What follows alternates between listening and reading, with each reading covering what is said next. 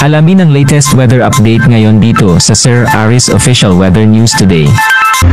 Yung binabantayan nating low pressure area ng mga nakaraang araw ay tuluyan na naging isang ganap na bagyo kaninang 2 a.m.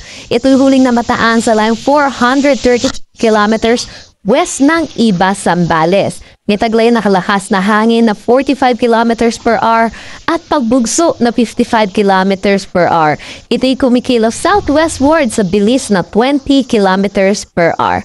Ito po ay nasa labas ng ating Philippine Area of Responsibility kaya hindi natin ito binigyan ng local name.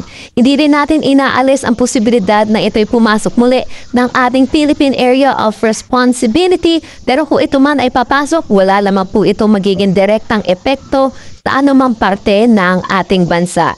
Inaasahan pa rin naman natin yung southwest monsoon or habagat ang patuloy na magdadala ng mga pag-ulan dito sa malaking bahagi ng ating bansa.